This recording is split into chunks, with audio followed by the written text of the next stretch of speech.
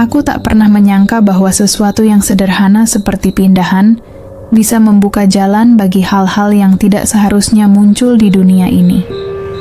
Namaku Dimas. Aku tinggal di sebuah gang kecil di daerah Pondok Jati, wilayah tua yang dulunya tenang, tapi mulai berubah sejak proyek jalan tol dibangun tak jauh dari sini. Gang kami sempit, rumah-rumah berdempetan. Walau padat, kami saling mengenal, setidaknya cukup tahu siapa yang tinggal di rumah mana, siapa yang jualan, dan siapa yang sering duduk-duduk di pos ronda. Rumah di ujung gang sudah lama kosong. Konon dulu pemiliknya pindah mendadak keluar kota katanya karena alasan pekerjaan. Tapi warga sini tahu, rumah itu punya hawa yang aneh. Bukan karena bentuknya, meski catnya sudah mengelupas dan jendelanya selalu tertutup rapat, melainkan karena tidak ada yang tahan tinggal lama di sana. Beberapa yang pernah ngontrak di situ hanya bertahan paling lama 3 bulan. Suatu sore, saat aku baru saja pulang kerja, kulihat ada mobil pickup berhenti di depan rumah itu.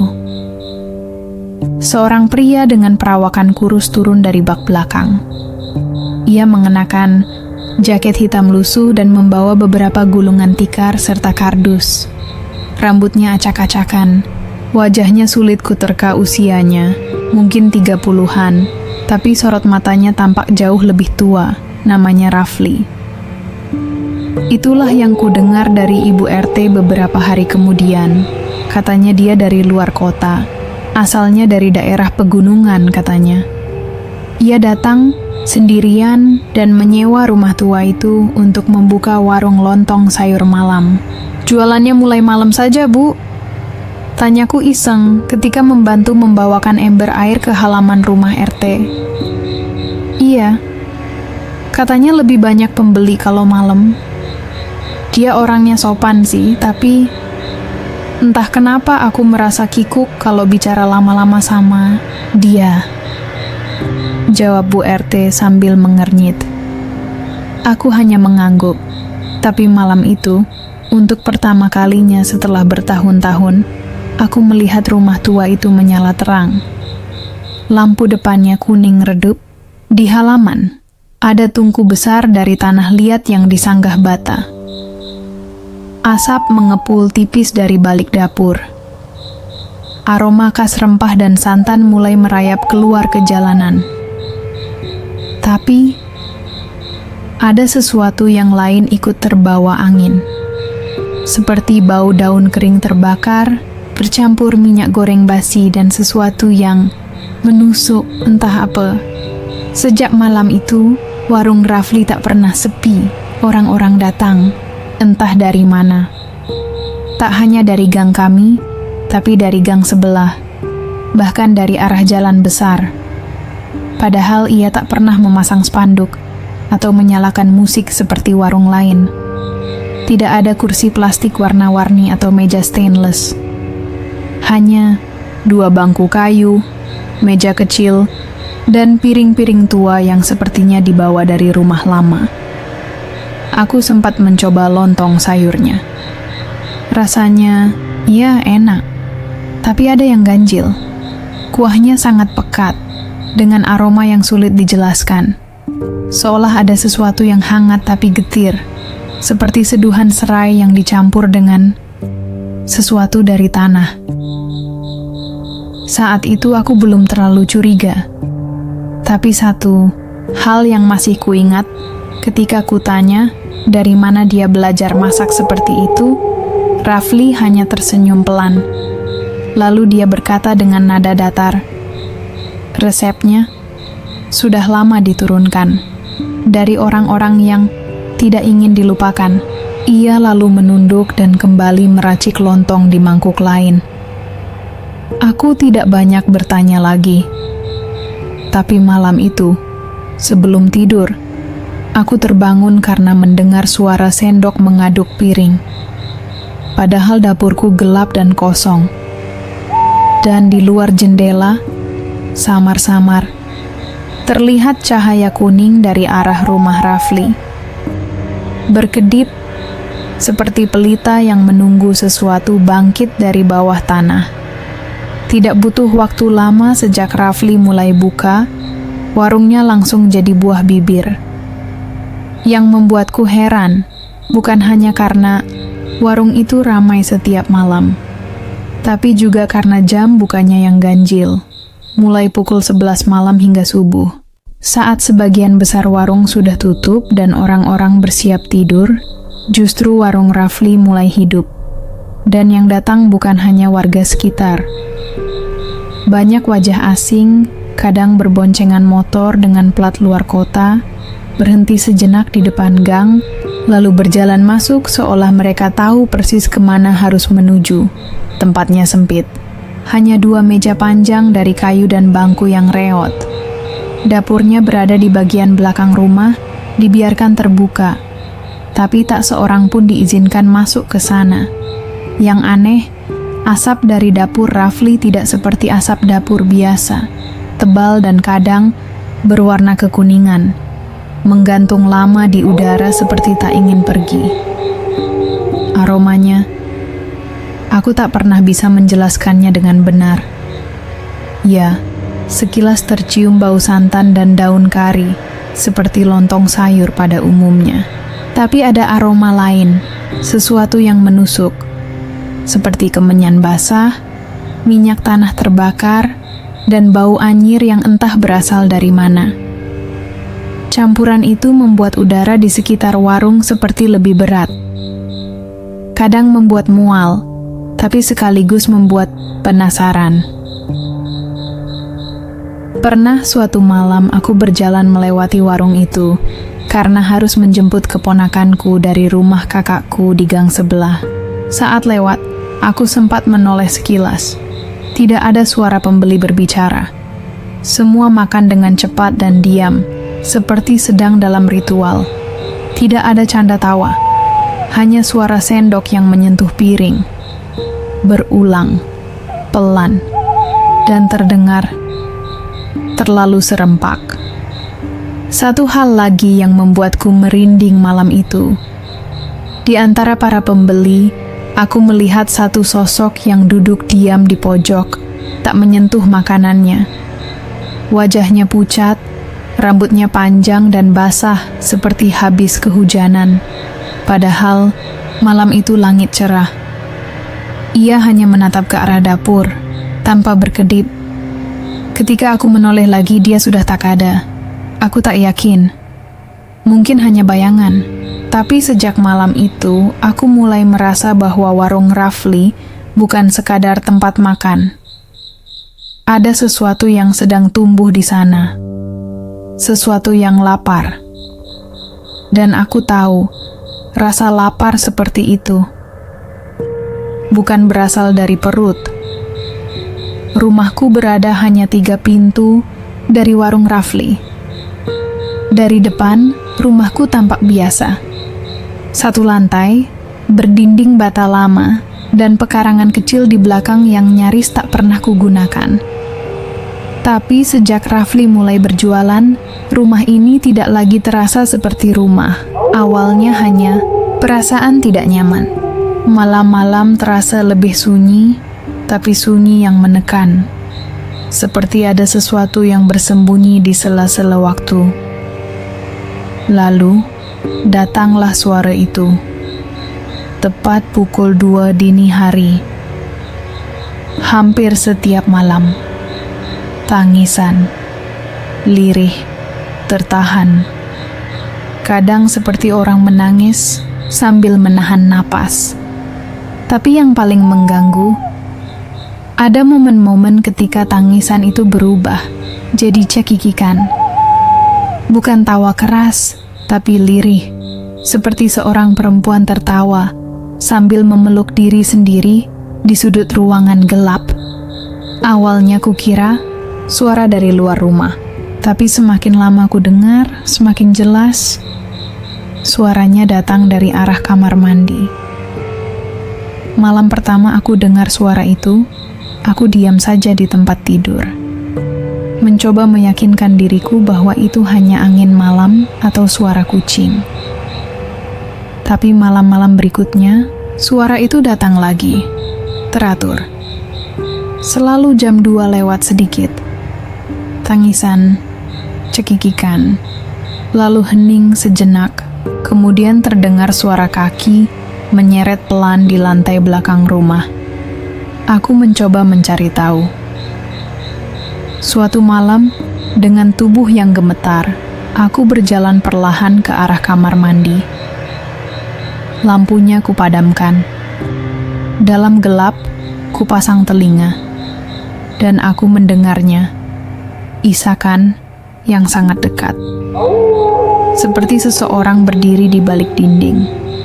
Tangannya mungkin menyentuh tembok yang sama. Nafasnya berat. Suaranya bergetar. Aku di sini. Aku langsung mundur. Kututup pintu kamar mandi. Kubiarkan lampunya mati malam itu. Lalu aku kembali ke kamar dan duduk di pojok kasur hingga subuh datang. Esok harinya, aku cek seluruh bagian rumah, kamar mandi, saluran, air, atap. Tak ada apa-apa. Tak ada binatang, tak ada suara aneh di siang hari. Tapi malamnya, semuanya terulang lagi.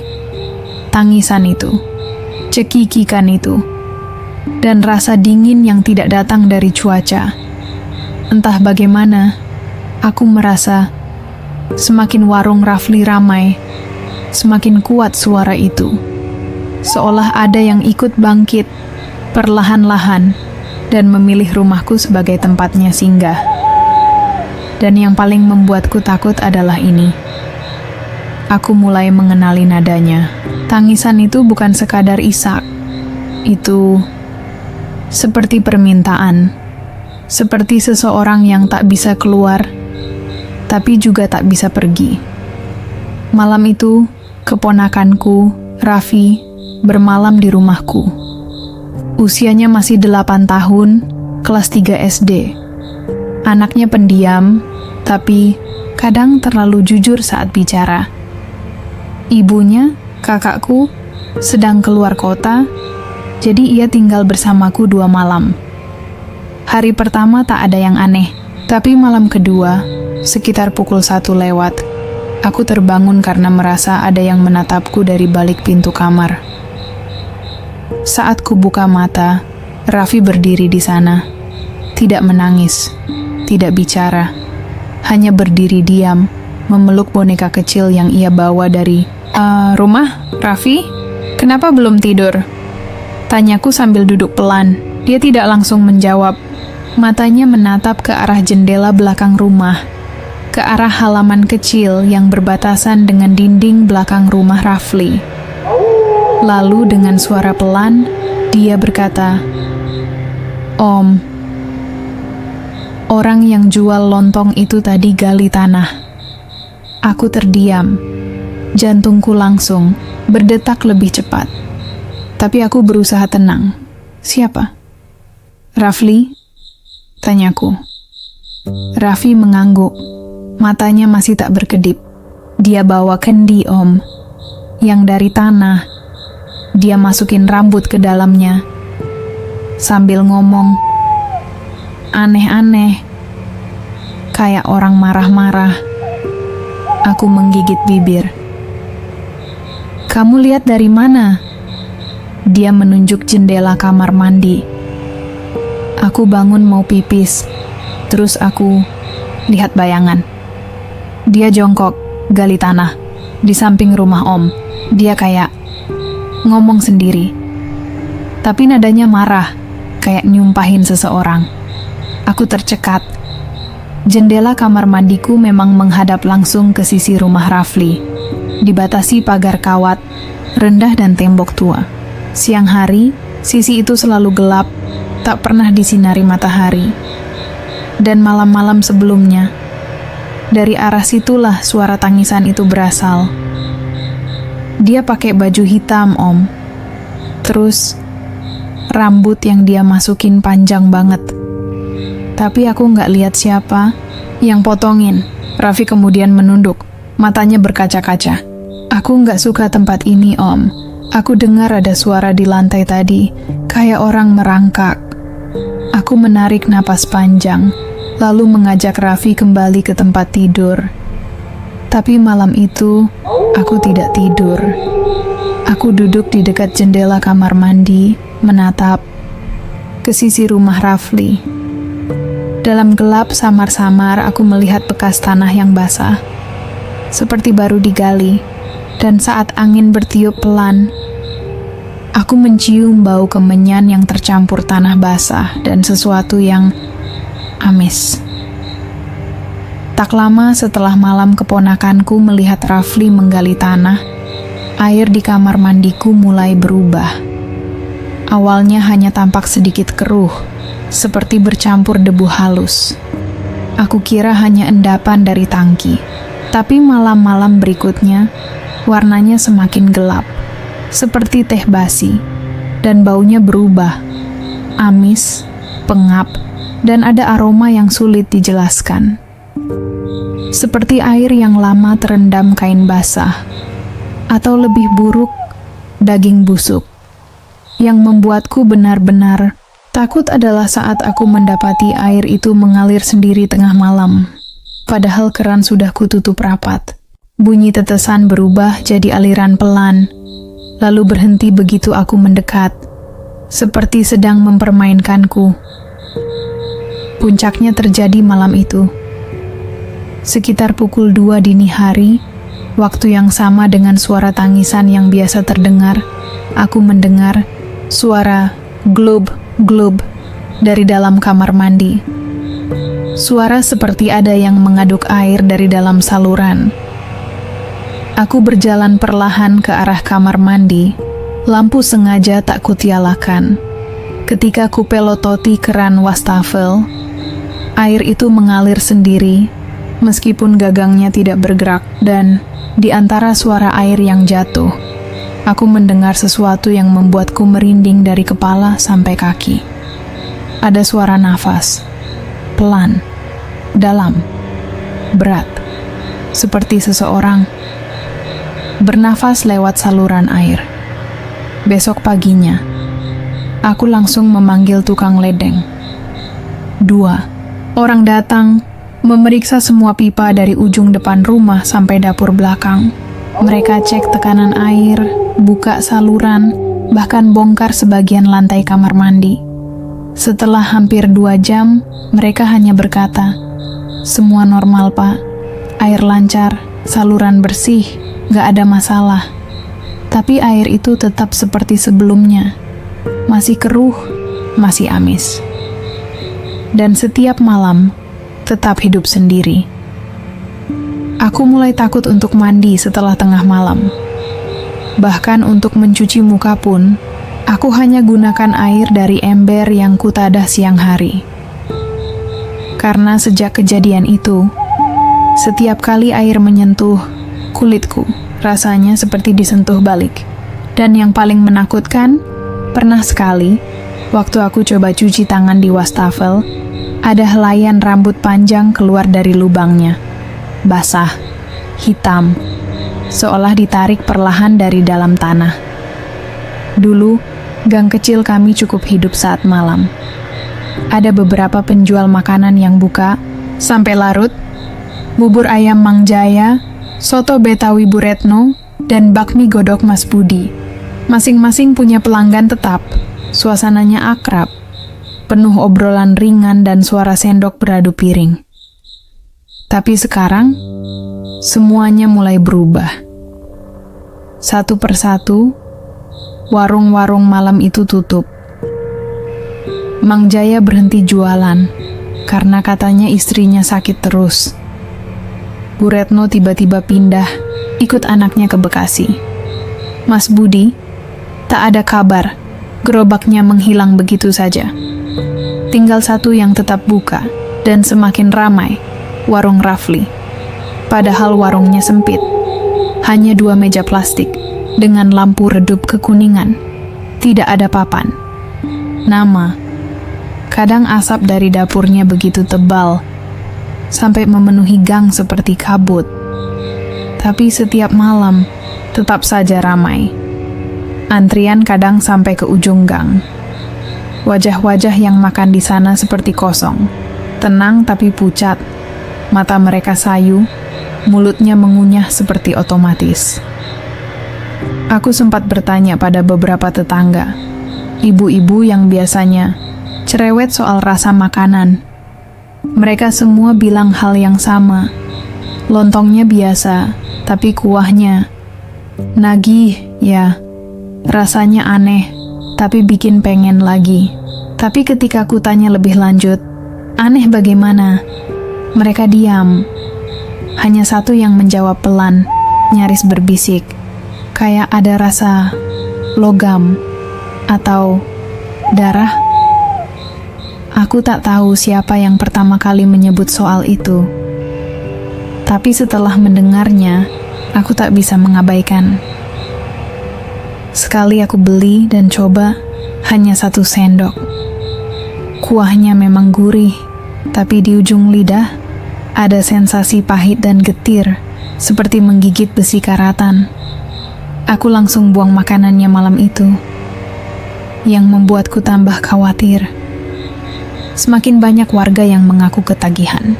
Bukan hanya makan di tempat, mereka datang malam-malam, beberapa bahkan membawa rantang sendiri.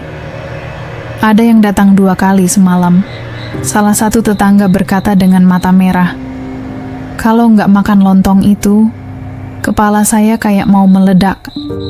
Gang, kami mulai berubah, lebih gelap, lebih sunyi. Tapi di warung Rafli, ada cahaya kecil yang terus menyala dan menarik siapapun yang kelaparan. Meski bukan hanya kelaparan biasa, aku tak ingat kapan tepatnya mimpi itu mulai datang. Tapi sejak air berubah dan warung-warung tutup, aku jarang bisa tidur nyenyak. Dan kalaupun tertidur, aku terjebak. Bukan mimpi biasa. Rasanya terlalu nyata. Aku selalu berada di sebuah ruangan sempit, mungkin hanya sebesar lemari baju. Dinding-dindingnya lembab, hitam, berlumut. Tidak ada pintu, tidak ada jendela. Hanya satu cahaya remang dari atas, seperti nyala lilin yang hampir padam. Dan di sana, di sudut ruangan, ada perempuan. Tubuhnya kurus, rambutnya panjang, kusut, menjuntai sampai lantai. Wajahnya sebagian tertutup oleh kain putih yang melilit, dari ubun-ubun sampai dagu, seperti bekas perban yang tak pernah diganti. Matanya gelap, bulat, hitam legam seperti lubang yang menelan cahaya. Dia tidak bergerak, tidak bicara, hanya menatapku. Aku selalu mencoba membuka mulut, berteriak, tapi suara tak keluar. Kaki seperti tenggelam dalam lumpur. Tanganku berat, seolah diikat, dan perlahan. Dia mulai mendekat. Setiap langkahnya tak berbunyi, tapi udara di sekitarku semakin dingin. Nafasku membeku. Dinding ruangan seakan semakin sempit. Aku bisa mencium bau tanah yang basah, dan bau yang lebih kuat, darah yang sudah lama mengering. Saat ia sudah hanya sejengkal dari wajahku, ia membungkuk dan berbisik ke telingaku. "Tanah ini terikat. Kau ikut di dalamnya." Suara itu tidak nyaring, tapi bergema di dalam kepalaku. Panas, perih, seperti dipaksa masuk. Aku terbangun dengan peluh dingin dan dada sesak, seolah baru naik dari dasar sumur. Mimpi itu berulang hampir tiap malam. Dan anehnya, wajah perempuan itu mulai terasa familiar, seperti pernah kulihat di suatu tempat, tapi tak bisa kuingat di mana. Hanya satu yang ku tahu. Aku merasa semakin dekat dengannya. Dan dia semakin tahu di mana aku tinggal. Pagi itu, matahari belum tinggi saat aku keluar ke halaman belakang. Aku ingin menjemur handuk. Udara masih dingin, tapi begitu kulihat tali jemuran, aku terdiam. Ada sehelai kain putih tergantung di sana. Panjangnya sebatas paha, kusam, ujungnya robek. seperti perban lama yang pernah basah tapi tidak dijemur. Benar, aku tinggal sendiri. Aku tak pernah punya kain seperti itu. Awalnya kupikir mungkin terbawa angin dari rumah tetangga. Tapi saat aku pegang, kulit tanganku langsung gatal. Kain itu lembab. Dan baunya bukan sekadar bau tanah, tapi bau amis, seperti darah yang sudah mengendap di tanah basah selama berhari-hari. Aku buang kain itu ke tempat sampah, tidak banyak berpikir. Tapi keesokan paginya, kain itu muncul lagi, di tempat yang sama, dengan lipatan yang sama. Kali ini aku lebih yakin, ini bukan kebetulan.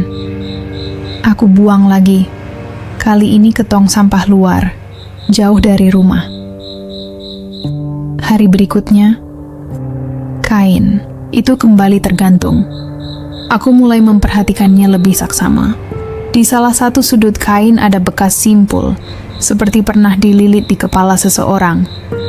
Dan di pinggirnya, aku hampir tak percaya, ada helai rambut menempel. Panjang, hitam, lurus. Aku coba tenangkan diri. Mungkin hanya kain pel dari tetangga. Tapi kenapa harus terus muncul di jemuranku? Kenapa hanya satu helai dan selalu basah? Malamnya, aku sulit tidur. Suasana rumah terasa berat dan sunyi.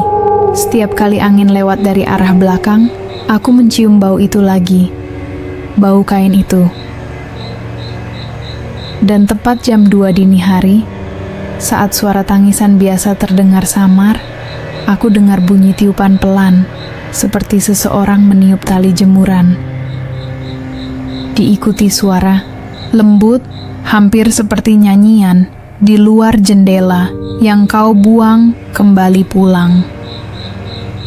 Malam itu, entah kenapa aku merasa terdorong untuk mencari tahu. Ada rasa penasaran, atau mungkin lebih tepatnya, rasa takut yang ingin kutemui sendiri. Warung Rafli memang selalu tertutup tirai plastik tebal. Tapi aku tahu, dari sisi gang kecil di sebelah rumahnya, ada celah pagar besi yang menghadap langsung ke bagian belakang, tempat dapurnya berada.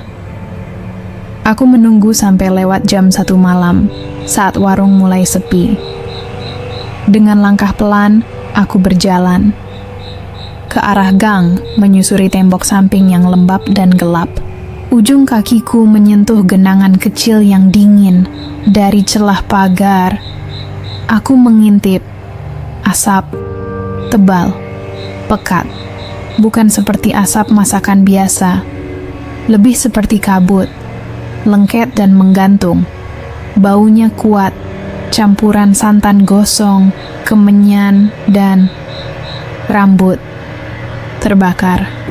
Dan di balik asap itu, ada seseorang, sosok perempuan, berdiri membelakangi kompor.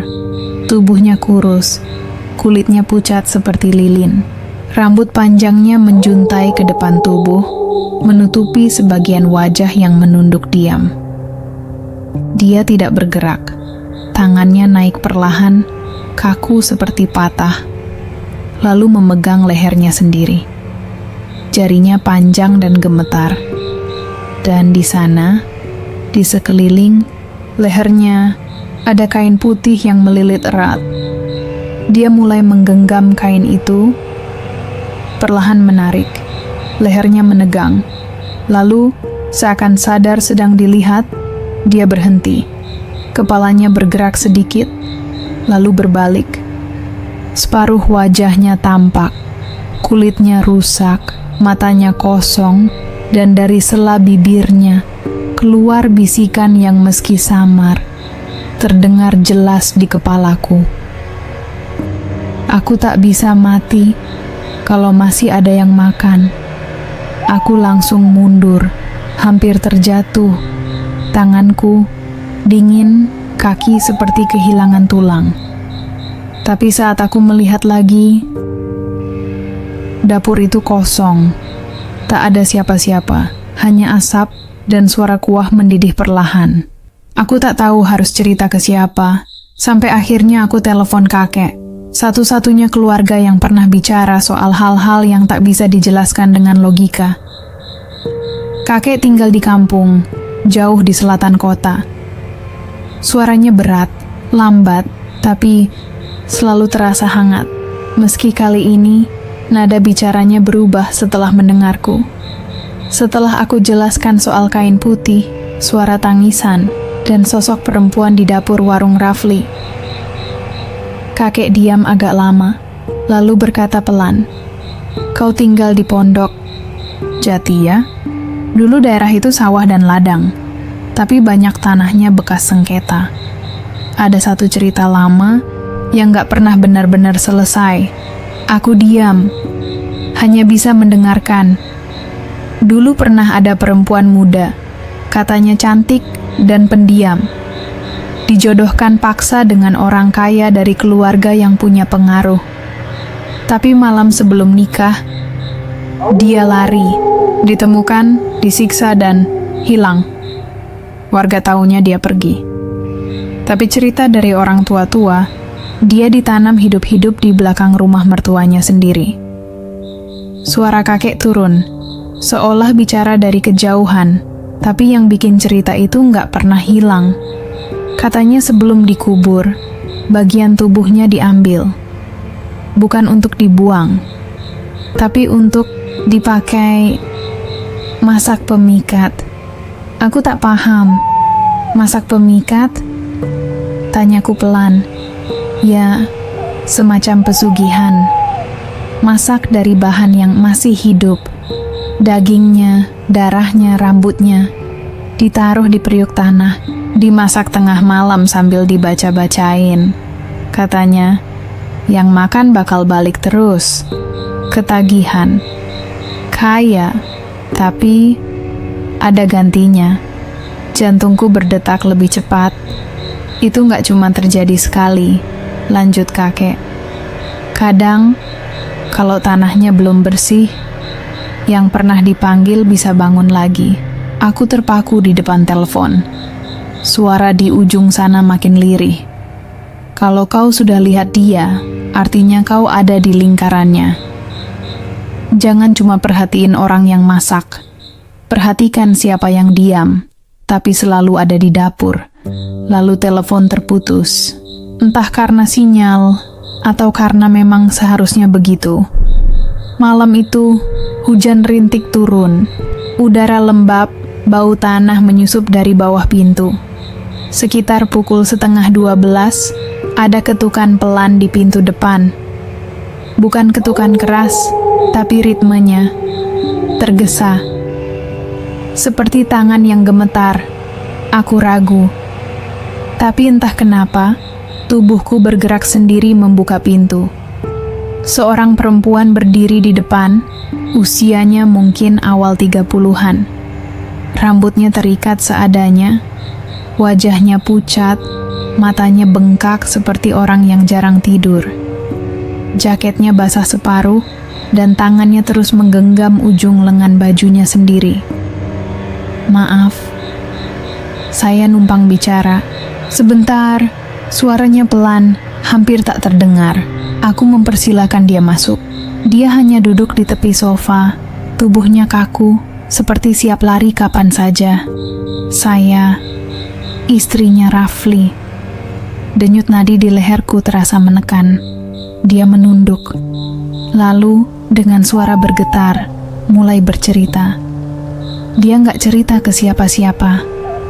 Tapi saya lihat sendiri. Di dapur, dia punya periuk tanah. Ditaruh di bawah meja, ditutup karung goni. Warnanya coklat tua, tanahnya kasar, seperti belum dibakar sempurna. Awalnya saya kira isinya air atau bahan masak. Tapi waktu saya buka diam-diam, di dalamnya ada tali putih dan potongan daging yang mulai menghitam. Aku terdiam. Tenggorokanku terasa berat. Saya tanya, "Itu apa?" Dia cuma jawab, "Ini yang bikin warung kita hidup. Kalau pecah, aku ikut hancur." Dia mulai menangis, pelan, tapi air matanya tak berhenti. Malam-malam dia sering duduk di depan periuk itu, bicara sendiri, kadang ketawa, kadang nyebut nama perempuan, terus marah-marah. Saya nggak tahu lagi harus bagaimana. Saya cuma pengen pulang, tapi rasanya rumah itu udah bukan tempat tinggal lagi. Dia berdiri, matanya menatapku, kosong. Hati-hati, Mas. Kalau sampai periuk itu retak, bukan cuma dia yang hancur. Kita semua bisa ke bawah. Tanpa banyak kata, dia pamit, meninggalkan bau basah dan rasa dingin yang menggantung lama di ruang tamuku. Malam itu aku tak tidur. Di luar, hujan makin deras. Dan di kejauhan, dari arah warung Rafli, aku dengar suara panci diketuk 3 kali. Lalu suara perempuan tertawa, lirih, panjang, dan sendu.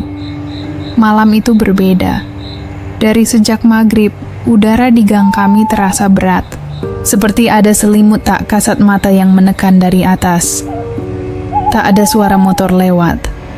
Tak ada tawa anak-anak. Bahkan jangkrik pun diam. Aku duduk di ruang tamu, TV menyala tapi suaranya kecil. Entah kenapa aku tak berani membesarkannya. Seperti kalau aku ribut, sesuatu bisa bangun. Jam menunjukkan hampir pukul 1 dini hari. Dan tiba-tiba semua listrik mati. Lampu padam serentak tanpa suara ledakan atau percikan. Gelap total. Aku menunggu beberapa detik. Biasanya akan ada suara tetangga membuka pintu atau langkah-langkah tergesa. Tapi malam itu, tak ada satupun, seolah semua rumah kosong. Lalu, dari arah dapur warung Rafli yang hanya berjarak 3 rumah dari tempatku, terdengar suara. Suara nyanyian perempuan, pelan, sangat pelan. Lirih seperti desa, tapi tiap nadanya menyayat. Nada lagu itu seperti lagu pengantar tidur, tapi diucapkan dengan cara yang membuat kulit merinding. Nada sendu, datar, seolah tak berasal dari mulut, tapi dari rongga dada yang kosong. Dan yang paling menakutkan, suaranya bukan terdengar dari atas tanah, tapi seperti keluar dari dalam tanah. Dalam dan bergaung. Kata-katanya tak bisa aku pahami. Bahasa yang aneh. Tapi intonasinya penuh dendam, penuh kehilangan. Aku tak tahu berapa lama aku duduk membeku di ruang tamu, hanya ditemani cahaya redup dari layar ponsel. Nyanyian itu tak keras, tapi mengisi seluruh ruang di dalam rumahku. Sampai udara pun ikut bergetar. Saat suara itu berhenti mendadak, aku baru sadar. Aku sudah menangis tanpa tahu kenapa. Malam itu, tak ada satupun warga yang keluar rumah. Dan keesokan paginya, semua orang saling berpandangan. Tak satupun membahas kejadian itu. Tapi aku tahu, semuanya dengar, dan semuanya memilih untuk diam. Malam itu udara terasa pengap, meski hujan sudah reda sejak sore. Aku mencoba tidur lebih awal, tapi mataku tak bisa terpejam. Rumahku terasa terlalu sunyi, terlalu kosong. Sekitar pukul 2 lewat, suara itu datang. Cek, cek, cek, crrrk. Suara garukan di daun pintu depan, pelan, tapi panjang, seperti kuku, menggores kayu dengan sabar. Aku bangkit, jantung berdebar. Langkahku pelan mendekati pintu. Keringat dingin mulai muncul meski malam itu tidak panas. Kupasang telinga dekat pintu. Masih ada. Garukannya lambat, seperti menunggu. Kukumpulkan nyali lalu kubuka pintu dengan cepat. Kosong. Tak ada siapa-siapa. Tapi lantai teras basah. Ada genangan air. Dan di tengahnya sehelai daun pisang hangus mengeluarkan aroma gosong yang aneh. Seperti dibakar bukan dengan api, tapi dengan keringat dan kemarahan. Aku menarik napas dalam, lalu menutup pintu. Tapi saat aku membalikkan badan, aku membeku. Cermin di lorong rumah retak. Retaknya bukan karena benturan, tidak juga karena tekanan, tapi bermula dari tengah, seperti pecah, karena sesuatu yang mencoba keluar dari baliknya. Di antara retakan itu, terlihat kabut tipis. Kabut yang tidak seharusnya ada di balik kaca. Aku mendekat perlahan, menatap bayanganku yang terpecah menjadi serpihan. Dan untuk sepersekian detik, aku yakin ada bayangan lain di balik cermin. Rambut panjang, wajah pucat, dan sepasang mata hitam tak berkedip menatap lurus ke arahku. Listrik kembali menyala dengan suara klik kecil. Semua terasa normal lagi. Tapi malam itu, aku tidur dengan lampu menyala, dan cermin itu masih berdiri di lorong. Retaknya membentuk seperti jaring, atau mulut yang hendak terbuka. Aku tahu, aku tak seharusnya masuk. Tapi malam itu, Rafli pergi terburu-buru.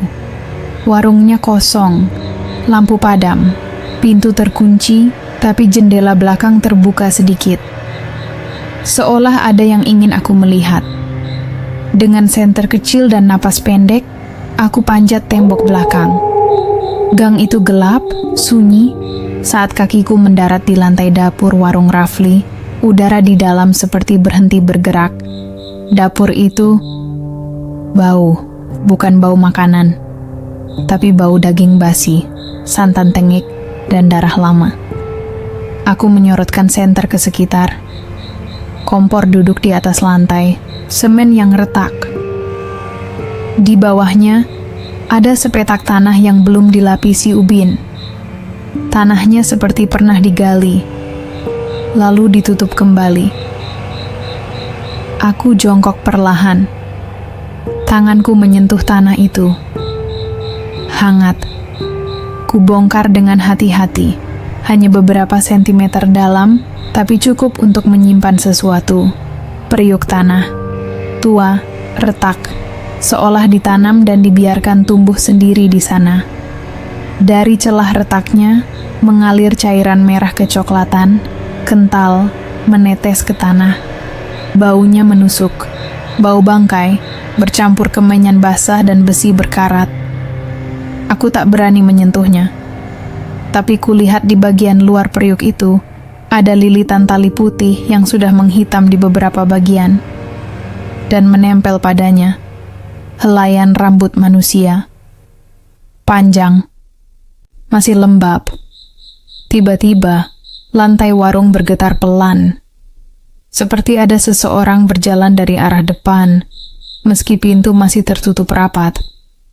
Suara itu, langkah pelan, berat, tapi tak beraturan. Aku buru-buru keluar lewat jendela, tak menoleh. Malam itu, aku tak tidur. Tapi yang lebih mengganggu, setelah aku keluar dari sana, bau bangkai itu ikut pulang bersamaku. Dan pagi harinya, kain putih di tali jemuranku muncul lagi, basah, dan meneteskan cairan merah kecoklatan. Periuk itu akhirnya kubungkus rapat dengan kain tebal dan dimasukkan ke dalam kardus. Bau amisnya tetap menembus, seperti daging busuk yang dicampur tanah dan darah basi. Aku tak berani simpan lama. Esoknya, pagi-pagi sekali, aku bawa ke rumah Pak Mudrik, kenalan lama kakekku di pinggiran pasar Perumpung. Ia sudah sepuh, tapi orang-orang bilang dia bisa melihat yang tak tampak. Pak Mudrik menatap kardus itu tanpa membuka. Dia menggeleng pelan, Ini bukan periuk. Ini tempat menampung ikatan. Kau sudah bawa pulang sesuatu yang bukan milikmu. Aku menahan napas. Tapi saya belum sentuh isinya. Dia mendekatkan telapak tangan ke atas kardus. Tidak menyentuh, hanya mendekat. Tiba-tiba, retak, bunyi, seperti tulang patah. Kardus bergetar. Tanpa sebab, periuk itu pecah sendiri. Tak ada yang menyentuhnya. Tapi bagian bawah kardus langsung basah, melelehkan cairan merah tua yang hangat dan bau menyengat. Angin dingin menerpa dari dalam rumah. Padahal jendela tertutup semua. Listrik padam. Lampu mati. Radio mati. Jam dinding berhenti berdetak. Lalu, dari bawah lantai kayu rumah itu, terdengar suara. Seperti ada sesuatu yang bangun. Atau dilepaskan. Jeritan. Panjang, serak, panjang. Dan bukan dari tenggorokan manusia. Suaranya berat, dalam, dan terdengar dari dalam tanah. Tangisan dan erangan jadi satu. Seolah ada seseorang yang baru sadar bahwa dirinya telah lama dikubur hidup-hidup dan baru sekarang bisa berbicara. Pak Mudrik hanya berdiri diam. Tapi matanya berkaca-kaca. Ia berbisik nyaris tak terdengar. Yang terikat sekarang bebas. Tapi dia tak lupa siapa yang mengganggu tidurnya. Aku pulang dengan tangan gemetar. Tapi begitu tiba di rumah, aku sadar cermin di lorong rumahku pecah lagi. Retakannya kini membentuk wajah. Dan matanya terbuka. Pagi itu, langit di atas Pondok Jati mendung meski belum waktunya hujan. Tapi udara berat. Seperti ada kabut yang tak terlihat menggantung di antara rumah-rumah. Sekitar pukul 7, suara teriakan pertama terdengar dari gang sebelah. Seorang anak perempuan berusia 8 tahun, biasanya pendiam, tiba-tiba menjerit di tengah sarapan. Tangannya menampar-nampar udara, matanya menatap tajam ke langit-langit. Lalu disusul 2 anak lainnya. Laki-laki. Satu di depan warung kosong, satu lagi sedang bersepeda di depan masjid. Semua berteriak, hal yang sama. Dia bangun. Perempuan itu bangun. Dia cari potongannya, dia cari tangannya, rambutnya. Dia mau pulang lewat orang yang makan darahnya. Ibu-ibu berlarian. Ada yang membaca doa keras-keras. Ada yang menggendong anaknya sambil menangis. Tapi yang membuat jantungku tercekat. Keponakanku, yang pernah melihat Rafli menggali tanah, juga ikut berteriak. Wajahnya berubah. Matanya seperti menatap sesuatu yang jauh dan gelap. Dengan suara berat yang bukan suaranya, ia berkata, "Yang makan itu sudah terikat." Dia ikut di dalam darah yang ditelan. Yang tubuhnya diambil, akan kembali mencari yang menelan namanya. Dia kemudian menoleh padaku. Tatapannya kosong. Kau lihat periuknya, maka dia lihat kau sekarang. Setelah itu, tubuh keponakanku jatuh seperti boneka kain. Dia pingsan. Dan sejak saat itu, tak satu pun anak di gang kami berani keluar rumah jika matahari sudah turun. Bahkan suara tawa anak-anak yang biasanya jadi tanda kampung ini masih hidup, hilang. Malamnya, dari arah warung Rafli, terdengar suara seseorang menyapu tanah. Lalu suara perempuan tertawa, pelan, diikuti erangan pendek. Setelah kejadian anak-anak kesurupan, ketakutan mulai menjelma jadi amarah. Warga berkumpul di ujung gang. Sekitar 20 orang, sebagian besar pria, beberapa ibu-ibu, dengan wajah pucat dan mata merah karena kurang tidur. Semua sepakat. warung Rafli harus tutup. Malam itu, sekitar jam 9, kami berdiri di depan rumah kontrakan Rafli. Pintu kayu lusuhnya tampak gelap, tapi dari celah jendela masih tampak cahaya temaram, seperti lilin atau lampu minyak. Seseorang mengetuk. Tak ada jawaban. 2 orang pria muda mulai menggedor pintu. Lalu suara itu datang dari balik jendela yang setengah terbuka. Kalau aku pergi sekarang, bukan cuman aku yang dibawa.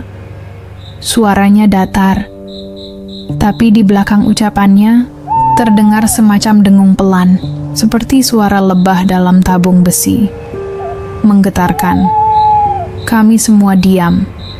Beberapa orang mundur perlahan. Aku menatap jendela. Di dalam, bayangan Rafli berdiri, tapi wajahnya tak jelas, seperti diselimuti kabut.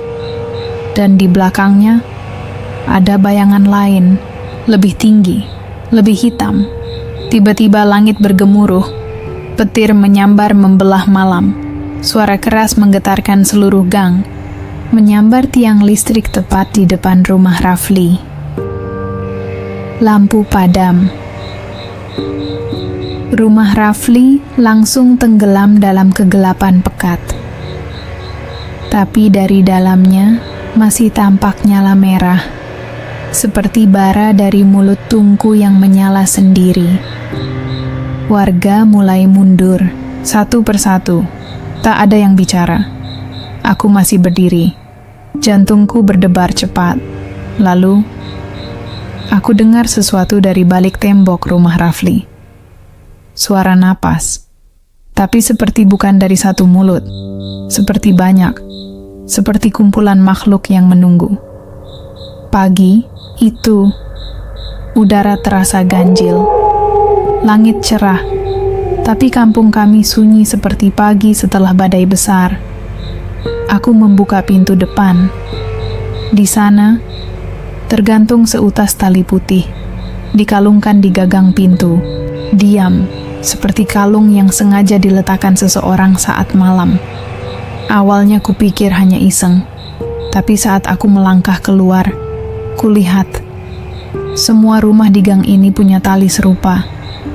Digantung dengan simpul yang rapi, bersih, tidak ada bekas tangan, kotor. Seolah bukan manusia yang menaruhnya. Ada di rumah Bu Ida, yang suaminya sering sakit. Ada di rumah Pak Handoko, yang semalam ikut menggedor pintu Rafli. Ada juga di rumah kosong tempat anak-anak dulu bermain layangan. Aku menyentuh tali itu. Halus. Sedikit lembab, seperti baru diangkat dari tanah basah. Tapi yang membuatku mematung, ada suara masuk langsung ke dalam telingaku. Bukan lewat udara, bukan dari luar. Kau sudah lihat. Sekarang kau harus pilih. Buka mata atau tutup jalan. Suara itu bukan bisikan biasa, bukan gema. Rasanya seperti kalimat yang ditanamkan ke dalam kepala, bukan didengar. Tanganku melepas tali itu, tapi tali itu seperti menempel. Aku menariknya. Tali itu lepas, tapi kulit jariku seperti terbakar dingin. Aku lempar ke tanah. Tapi beberapa menit kemudian, saat kembali dari belakang rumah, tali itu sudah tergantung lagi. Dengan simpul yang sama, di tempat yang sama. Sore harinya, kabar mulai tersebar. Bu Ida mimisan sepanjang siang, dan hidungnya mencium bau daging terbakar. Anak Pak Handoko mengigau dan berkata, "Tali putihnya masih basah, jangan dibuka sebelum matahari jatuh." Dan satu rumah di ujung gang, yang penghuninya sudah lama pindah, tiba-tiba terlihat ada asap keluar dari dalamnya, padahal tidak ada orang di sana. Dan malamnya, dari warung Rafli yang kini tampak seperti rumah mati, terdengar suara pintu dibuka dan tali-tali bergesekan satu sama lain. Meski kabar sudah menyebar, masih ada saja yang datang ke warung Rafli. Beberapa warga bilang mereka merasa lapar luar biasa menjelang malam, seperti perutnya kosong sejak pagi, padahal mereka sudah makan. Dan entah bagaimana, langkah kaki mereka mengarah ke sana, ke warung itu, ke tempat yang kini nyaris gelap, tapi masih mengepulkan aroma gurih dan hangus. Lontong sayur Rafli malam itu terlihat seperti biasa. Kuah kental kekuningan, potongan tahu, telur, dan sambal yang menyala merah. Tapi katanya, setelah suapan pertama, rasa di lidah berubah. Ada rasa besi, ada aroma anyir, seperti daging mentah yang lama disimpan di kulkas. Dan sesuatu yang menusuk dari dalam perut, seperti tangan dingin yang mencengkeram lambung dari dalam. Satu persatu mereka muntah di tengah gang, di depan rumah tetangga. Beberapa jatuh terduduk, gemetar, mata mereka kosong. Salah satu dari mereka, Pak Hasan, pria yang biasa jaga pos ronda, berkata sambil menggigit lidahnya sendiri, "Perempuan itu masak pakai darahnya sendiri, dan sekarang dia tak mau dibagi." Kami yang mendengar langsung saling pandang. Tak ada yang bicara, hanya terdengar suara angin menggesek genteng, dan di kejauhan, suara sendok mengaduk dari arah warung Rafli, pelan, berulang. Seperti seseorang yang memasak sesuatu yang tak boleh dingin. Malam itu, 3 orang dirawat. 2 lainnya memilih pergi dari kampung. Dan 1, anak remaja yang ikut makan karena iseng, mulai bicara dengan bahasa yang tak dikenali siapapun. Bahasa seperti bunyi napas dari tenggorokan yang robek. Warung Rafli kini gelap dan terkunci. Sudah 2 minggu lebih tak terlihat siapapun di dalam. Jendela-jendela ditutup rapat. Pintunya dilapisi debu dan bekas cap tangan anak-anak yang penasaran. Tapi kami tahu, tempat itu belum betul-betul kosong. Karena setiap malam Jumat Legi, tepat lewat tengah malam, bau lontong sayur yang dulu mengundang rasa lapar, kembali menyebar. Dari sela-sela kayu tua warung itu, tercium wangi santan yang hangus, kuah pedas, dan amis logam samar yang menggelitik rongga hidung. Lalu terdengar suara pelan, berulang, seperti sendok yang mengaduk dalam periuk besar yang masih panas. Dan di sela-sela suara itu ada nyanyian lirih, suara perempuan. Tapi bukan nyanyian biasa, nada rendah, putus-putus, penuh dendam, periuk baru, talinya belum tumbuh. Malam-malam seperti itu, tak ada yang berani keluar rumah. Bahkan anjing-anjing pun tidak menggonggong. Suara jangkrik pun lenyap. Kami hanya bisa diam, menunggu pagi, berdoa agar warung itu tetap terkunci. Tapi setiap kali aku melewati gang itu esok harinya, aku melihat sesuatu di lantai depan warung. Bekas telapak kaki kecil, seperti jejak anak perempuan yang belum kembali ke tanahnya. Dan kadang, saat angin lewat terlalu pelan, aku merasa ada sesuatu mengawasi dari balik pintu yang seharusnya tak terbuka. Tamat. Tapi tidak semua cerita benar-benar selesai. Kadang, yang tertinggal justru yang paling membekas, karena ada periuk lain yang sedang disiapkan. Karena tak semua yang harum datang dari dapur, dan tak semua yang dimasak dibuat untuk dimakan oleh manusia. Jika kamu suka cerita ini, bantu dengan like, komentar, dan share ke teman yang berani tidur tanpa lampu malam. Dan tentu saja, jangan lupa subscribe, karena masih banyak cerita gelap yang akan kami bisikan langsung ke telingamu setiap minggu. Terima kasih sudah mendengarkan sampai akhir. Jaga pintumu, matikan kompor sebelum tidur, dan kalau tengah malam kau mencium aroma masakan, padahal tidak ada siapa-siapa, jangan ditelusuri. Sampai jumpa di kisah nyata selanjutnya.